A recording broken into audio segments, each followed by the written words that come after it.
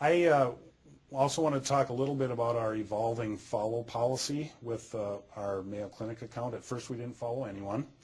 Then we started, it looked like really self-centered and bad to do that, and so then we started following other medical providers.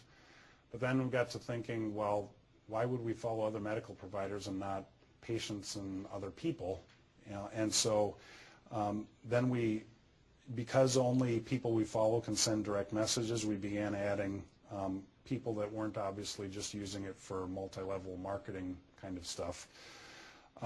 And our new approach is that when followers say they want to be followed by sending a message like @Mayo Clinic, please follow, then that's telling us that they actually do want us to follow, because I followed somebody, I think it was an employee, through the Mayo Clinic account, and I got a message back, why are you following me? And I responded to say, well, it's only because we thought that way you'd be able to direct message if you want, but we also don't want people to think that Big Brother's watching either. So this is kind of, seems like a nice balance to say if somebody is saying they want us to follow, we will, but if not, we'll just welcome them to, to get our updates. The other benefit of that is that when people tweet with something like that, that's also to their followers showing that they're following Mayo Clinic, and that helps spread the word about the fact that we have a Twitter account and that's a source for some information. So there's some benefit to that as well. So this is our Mayo Clinic profile on Twitter, where we say under the bio, excellent integrated group medical practice, account maintained by me, because we don't want to make it seem like it's Dr. Cortese tweeting, although I don't think anybody would think that Dr. Cortese is necessarily tweeting. It does show, following doesn't equal endorsement, and to request a follow, how they do that. So that way it puts out for people what the ground rules are. This is my personal profile, and this is part of in keeping with our Mayo Clinic policies, we say opinions tweeted are solely my own, not my employer's. So it's disclosing where I work, that I work at Mayo Clinic, but this is my personal opinion. And then I also say, tweet me if you want me to follow you. So this is, from my personal experience, how I'm monitoring and responding in Twitter. I am working in two accounts, my personal account and the Mayo Clinic account. We're expecting over time that we're going to broaden the number of people that are using that Mayo Clinic account or responsible at certain times.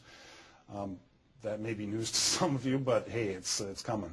But I use Tweetdeck as myself, and with panes set up that I'll show you in a little bit for all my friends, for people that I call top tweeps, and Ed Bennett would be one of those that I want to be sure that I'm getting what he has to say. The replies, the direct messages, and then the search tab, so that if somebody's tweeting about Mayo Clinic, I see it. And then there's another application that we use for responding as Mayo Clinic. So this is what the desktop looks like with these panes for all friends, for the top tweets, for the replies, for the search, searching for Mayo Clinic, and then the direct messages. And then over here is the other application.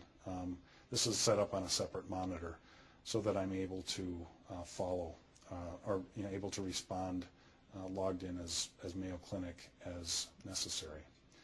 So my personal Twitter priorities, I'm following more than 1,000 people in 2 accounts, so you just have to say we're not going to see everything. I mean, it's kind of a dip in and out.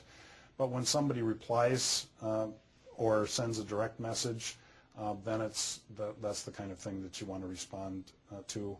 We scan through the all friends, but you can't get guilty, otherwise you go crazy. And then as some people say something that's interesting or they contribute something that's really valuable, you say, hey, that's somebody that I want to follow more closely.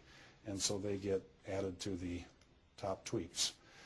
One of the questions that had gotten asked last time is how do you find people to follow? And how do you get going with this, the first thing I'd suggest is that you go to search.twitter.com and look for topics that are interesting to you. So maybe Tracy Klein would look for heart disease, or if there's our HR issues that some of our HR friends would want to be searching on, and see who's tweeting about those now. If they're saying interesting things, follow them, and you'll build up over time a list of people who are helping you get interesting information. And I also have a couple of services that are listed there that will, the Twello is like the Twitter yellow pages, and MrTweet.com gives you recommendations based on what you're tweeting about and your interests of people who are interested in the same things. So I have some assignments here. Sign up for Twitter if you haven't done that yet. Set up your account if you're a Mayo employee to conform to the Mayo guidelines. If you follow me and Mayo Clinic and Ed Bennett, we won't steer you wrong. We'll help provide you some interesting information on this. Those tools like Tweetdeck or Twirl are helpful for managing Twitter, not in the web interface. Then just start listening, following, and retweeting and engaging in that way. We have a post on 10 ways that you can use Mayo Clinic social media tools, and then a more step-by-step, in-depth Twitter curriculum. But after that, we do have extra credit assignments. So what would college be without extra credit? These are those 2 events that we have going next week. If you wanted to copy and paste that into a tweet just to get yourself going, that would help spread the word on these events that are going out. And with that, I'm going to get out of that and go back to the Twitter, to the tweet chat room, and see what else we have going there. But otherwise, I would like to start here with any questions that people have here within this group. Or, yeah, Nora. You said you follow people by sort of going in on topics that they're doing. You go for keyword searches, I guess, or something kind of similar to that. Can you actually go in and follow a person? I mean, could you put a name down? Right, follow that person, or is that uncool? Or okay, so this is my Twitter account, and I'll look at these are Twitters that mention me. Now, in this case, I can look at Abby Lowe, and I think she's somebody that I'm already following.